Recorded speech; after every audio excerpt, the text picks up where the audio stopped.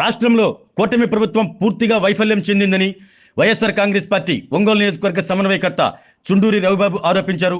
ఒంగోలు జిల్లా పార్టీ కార్యాలయంలో జరిగిన మీడియా సమావేశంలో కూటమి ప్రభుత్వంపై ఆయన పలు విమర్శలు గుప్పించారు. ఇచ్చిన హామీలను అమలు చేయకుండా వారి తప్పిదాలను కప్పిపుచ్చుకునేందుకు కల్తీ నెయ్యి వివాదాన్ని తెరపైకి తెచ్చారు అంటూ విమర్శించారు. వైవి సుబ్బారెడ్డికి కల్తీ నెయ్యి పేరుతో నోటీసులు ఇవ్వటాన్ని తప్పుబట్టారు. అధికార యంత్రం తప్పిదాలను నాయకులపై వేయటం హేయమైన చర్యగా వివరించారు.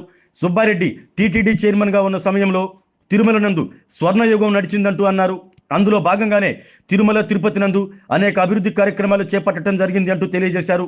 శ్రీవాణి ట్రస్ట్ ద్వారా కాశ్మీర్ నుంచి కన్యాకుమారి వరకు వెంకటేశ్వర స్వామి ఆలయాలను నిర్మించారు అంటూ అన్నారు. అటువంటి దైవభక్తి ఉన్న వైవి సుబ్బారెడ్డిపై కల్తీ నెయ్యి పేరుతో ఆరోపణలు చేయటం సమంజసం కాదని కూటమి శ్రేణులను హెచ్చరించారు. ఈ మీడియా సమావేశంలో మాజీ ఎమ్మెల్యే కస్కూర్తి ఆదన్న, రాష్ట్ర కార్యదర్శులు రమణారెడ్డి, వెంకటేశ్వరరావు, నగర ప్రెసిడెంట్ కటారి శంకర్, గౌతమ్, అశోక్ తదితరులు పాల్గొన్నారు.